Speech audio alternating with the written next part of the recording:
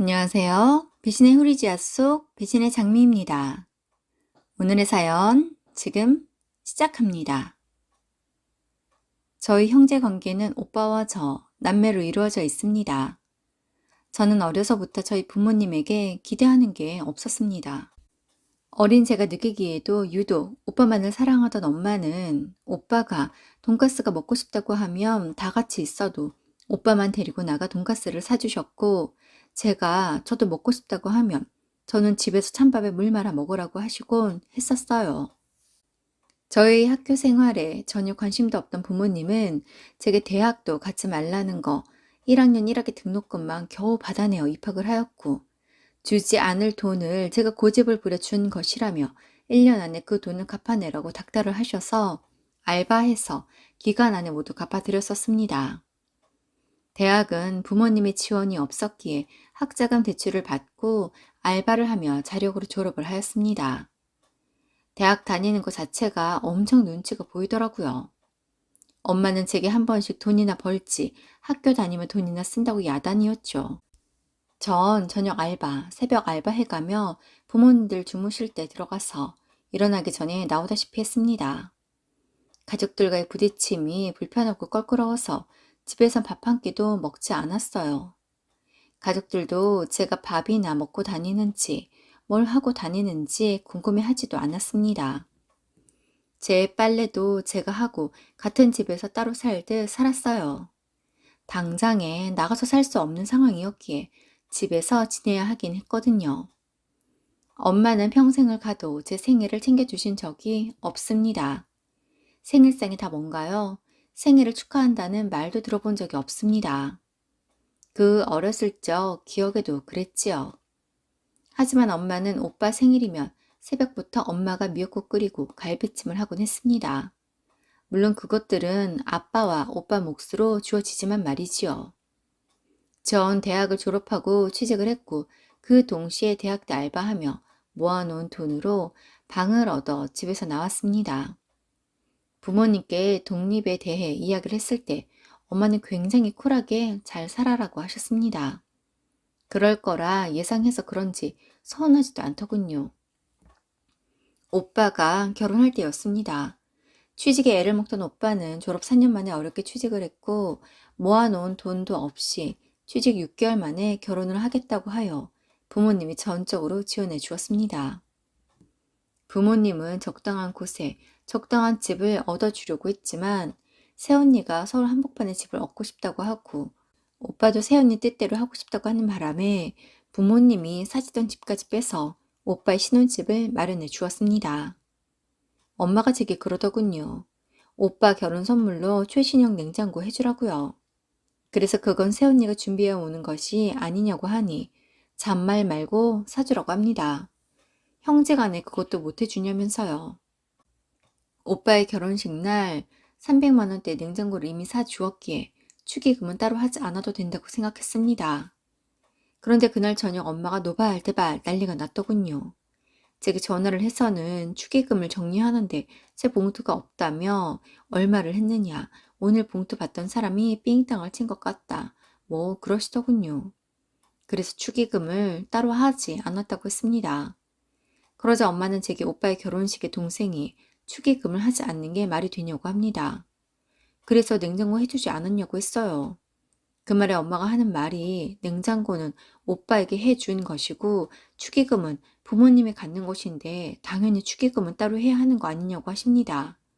진짜 어찌나 어이가 없던지 이게 대체 무슨 상황인가 했습니다.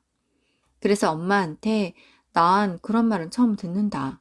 그리고 난 내가 할 수 있는 선 안에서 한 거라고 했습니다. 그러자 엄마는 원래 그렇게 하는 거라고 당장에 봉투에 1, 200 정도 담아서 가지고 오라고 노발대발 하시기에 자취하며 혼자 사는 딸을 그렇게 벗겨먹고 싶냐고 같이 화를 내었습니다. 그러자 엄마는 그게 뭐가 벗겨먹는 거냐, 당연한 거지라고 하시기에 저도 너무 화가 나 끝까지 주지 않았습니다. 엄마는 제게 매정하다며 저 같은 건 필요 없다고 하시더군요. 제가 왜 그런 말까지 들어야 하나 싶었습니다. 이후 신혼여행에 다녀온 오빠가 저희 축의금 이야기를 들었는지 어떻게 축의금도 안 내냐고 합니다. 그래서 제가 물었어요. 내가 해준 냉장고는 그러면 뭐냐고요? 그러자 오빠가 하는 말이 그건 선물이고 축의금은 별도라고 하네요. 어찌나 어이가 없던지 그 엄마의 그 아들입니다. 그렇게 전 가족들과의 사이가 더욱 소원해졌습니다. 진짜 남보다 못한 사이가 되고 말았지요. 제가 결혼할 때 친정에서 당연히 1원도 주지 않으셨습니다. 계속해서 나오는 말이지만 기대도 하지 않았고 바라지도 않았어요. 저는 결혼 전에 상견례도 없었습니다. 남편과 결혼을 하고 싶다고 하자 저희 부모님은 알아서 하라고 하더군요. 제가 누가 결혼을 하든 관심도 없다면서요. 상견례를 하지 않으시겠다고 하니 되게 민망하고 남편에게 미안했습니다. 시부모님도 남편도 이상하게 생각하시기보다 이해를 해주시며 제게 괜찮다고 네가 마음고생이 많았겠다고 하시며 위로를 해주시더군요. 아무리 그래도 저의 결혼식 장소와 날짜는 알려야겠기에 청첩장을 가져다 드리러 부모님 댁에 가겠다고 연락을 드렸더니 뭘 오냐고 그냥 시간 장소만 말하라고 하십니다. 저는 그냥 안 가고 말겠다 싶었는데 남편이 그래도 그건 아닌 것 같다고 하며 가서 뵙고 오자고 했고 그렇게 부모님과의 시간 약속을 해 남편과 함께 집으로 갔습니다. 저희는 분명 미리 약속된 시간에 집에 갔어요. 그런데 집엔 아무도 없더군요. 전화를 하니 받지 않으십니다. 저희의 청첩장은 우편함에 넣어둔 채 발길을 돌려 돌아오는데 남편에게 얼마나 미안하던지 얼굴도 똑바로 쳐다보지 못하겠더군요. 남편은 괜찮다고 했지만 정말 괜찮았었겠어요? 아닌 거 저도 잘 압니다. 절 위해 이런 수고로움도 숨어도 참아주는 것이라 미안하기만 했어요. 저의 결혼식 당일 식시작 5분 전에 친정 식구들이 오더군요. 일찌감치 와서 친정 식구들 노릇할 거라 기대도 하지 않았지만 진짜 너무 속상했어요. 정말 해도 너무하다는 말은 이럴 때 쓰는 거구나 했습니다. 결혼식 이후 남편과 축의금을 확인했습니다. 친정에서 아무도 축의금을 내지 않았더라고요. 부모님의 오빠 가족 4명 해서 총 6명이 왔는데 그 누구도 10,000원도 하지 않았습니다. 정말 우리 친정 식구를 접하면 접할수록 남편에겐 한없이 미안해지기만 할 뿐이었습니다. 축의금 그거 안 받아도 그만이겠지만 오빠 결혼식 때 축의금으로 한바탕 내게 난리를 치던 엄마가 떠올라 신혼여행을 다녀온 뒤 연락을 했지만 엄마를 비롯해 아빠, 오빠 모두 전화를 받지 않더군요. 이후 어찌저찌 연락이 된 엄마에게 축의금에 대해 물었습니다. 축의금 그까짓 것 가족 간에 안 받아도 상관없겠지만 지금까지 받아온 대우에 너무 서러워서 구차하게 꼬치꼬치 물어보았어요. 그러자 엄마가 하는 말이 오빠는 애 키우느라 여유가 없어서 못 낸 거라고 하고 부모님은 여태 키워줬으면 됐지 뭘 더 받으려고 하냐고 하십니다. 물론 먹이고 재우고 키워준 기간들도 있지만 뭘 얼마나 해줬다고 내게 이렇게 하는지. 그래요. 저에게만 그러는 거면 괜찮습니다. 그런데 딸이 결혼을 하는데 사위와 사돈들과 함께하는 결혼식에서까지 이래야 했을까요? 시댁 식구들은 너무나 좋은 분들이십니다. 부족한 아내이고 며느리이지만 남편도 시댁에서도 너무 사랑해 주셨어요. 이렇게 과분한 사랑을 받아도 될까 싶은 생각이 들 정도로 부모님께 가족에게 받지 못하는 사랑을 결혼해서 다 받는 것 같아 감사하고 위로도 되었습니다. 시댁에선 우리 결혼할 때 집을 사주셨습니다. 저희가 수중에 있는 돈으로 전세로 시작하겠다고 했지만 그 정도는 해주실 수 있다고 하며 당시 신도시의 4억짜리 아파트를 사주셨어요. 덕분에 저희는 안정적으로 결혼 생활을 할 수 있었고 아이들도 연년생으로 낳아 키웠습니다. 가까이 사는 시부모님이 아이들 양육도 많이 도와주신 덕에 둘째가 3살이 되던 해 다시 일을 시작했고 이때도 시부모님께서 아이 걱정을 말고 하고 싶은 일을 하라고 하셔서 육아 걱정은 반은 덜고 시작했습니다. 그렇게 남편과 둘이 보니 생활은 더 안정이 되어 갔어요. 내 인생에도 이렇게 안정되고 행복한 날들이 있을 수 있구나 싶은 생각이 들더군요. 여기서 잠깐 친정 이야기 하자면 친정 부모님은 저희 2번의 임신과 출산 소식에 관심도 나타내지 않았습니다. 정말 남도 이러지 않을 것 같았어요. 하다못해 옆 동네 사는 동네 언니도 축하해주고 안부를 묻는데 말이에요. 아무튼 그렇게 좋은 행복한 결혼 생활을 하고 있었고 잘 지내고 있었습니다. 친정 소식은 알고 싶지도 않고 궁금하지도 않았어요. 그러던 어느 날 엄마에게서 연락이 왔습니다. 왜 그런가 싶더군요. 평생 먼저 연락을 하는 사람이 아니니 말입니다. 그렇게 받은 전화에서 엄마는 제게 그간 잘 지냈냐며 한번 만나자고 하더군요. 그래서 대체 왜 만나야 하냐고 물었습니다. 전 엄마랑 할 말이 없다고 했어요. 그러자 엄마는 제게 왜 그리 날카롭냐고 하더군요. 그 말에 할 말이 없다고 하고 전화를 끊었습니다. 그날 저녁 남편에게 엄마에게 전화가 온 이야기를 했습니다. 그러자 남편의 말이 그래도 부모이고 가족이니 오랫동안 만나지 못한 딸이 그리워 그러는 것일 수도 있지 않겠냐며 만나보라고 하더군요. 생각이 많았습니다. 엄마도 나이가 드니 딸이 그리운 건지 이제와 지난날 내게 했던 행동들이 미안하긴 한지 싶었어요. 마침 다음날 아침 엄마에게서 연락이 왔고 엄마는 제게 한번 보자고 언제까지 안 보고 살 거냐고 합니다. 아무래도 남편 말이 맞지 싶어서 만나기로 했고 엄마와 저는 3일 뒤 4년 만에 만났습니다. 절 보자마자 엄마는 안부를 묻더군요. 잘 지냈니? 전 잘 지냈어요. 잘 지내셨죠? 아, 나야 뭐 잘 지낼 일이 뭐가 있겠니? 왜요? 오빠랑 하하호호 잘 지내고 있는 거 아니었어요? 맨날 오빠네 애들 보느라 힘들기만 해. 그래도 오빠 애들이니 그저 예쁘겠지. 그건 그래. 애들이 너희 오빠 닮아서 잘생기고 영특하고 예뻐 죽겠어. 그나저나 왜 보자고 했어요? 아, 그게 말이야? 아, 그래, 단도직입적으로 이야기할게. 갑자기 돌변하여 이야기를 시작하려는 엄마의 태도에 순간 당황스러운 일이 벌어질 것만 같은 예감이 들었고 저희 예감은 틀리지 않았습니다. 너희 이사는 갔니? 아니요, 아직 그 집에 살고 있어요. 그래? 엄마도 그 집에 살고 있어요? 우린 너희 오빠 결혼시키면서 월세로 돌려서 아직 그냥 그래. 아우, 재계약이 안 되면 이사 가고 그렇지. 그렇구나. 아이, 근데 넌 오빠 소식은 묻지도 않니? 오빠요? 오빠야 잘 지내는 거 아니에요? 엄마랑 아빠가 그렇게 물심양면으로 도와주는데 어떻게 잘 지내지 않을 수가 있어요? 오빠도 요즘 어려워. 궁금하지 않아요. 그래도 오빠인데 어떻게 그렇게 말을 하니? 오빠가 어려우면 왜요? 내가 그걸 알아야 해요? 부모님 탈탈 털어서 서울에 집까지 샀으면서 어려울 게 뭐 있어? 너희 오빠네 집 분양받으려고 셋째까지 가져가며 집 팔고 전세로 옮겨 탔거든. 아우, 그런데 참, 그놈의 청약이 왜 이렇게 안 되냐? 남들은 하나씩 척척 당첨되던데 여태 하나를 당첨이 못 되고 있어. 그래서요. 아니, 너희 새언니가 아주 난리야. 무슨 난리요? 그 얘기를 왜 나한테 하는데요? 더는 전세살이 못하겠다고 난리다. 애들도 커가는데 자꾸 이사 다녀야 하니까 치료 힘든 거지. 그래서 어쩌라고요? 나보다 더 여유롭게 시작한 오빠네 얘기를 왜 하는데요? 넌 예나 지금이나 매정하긴 매한가지네. 너희 오빠가 애가 셋이라고 혼자 벌어서 살고 있는데 안타깝지도 않냐?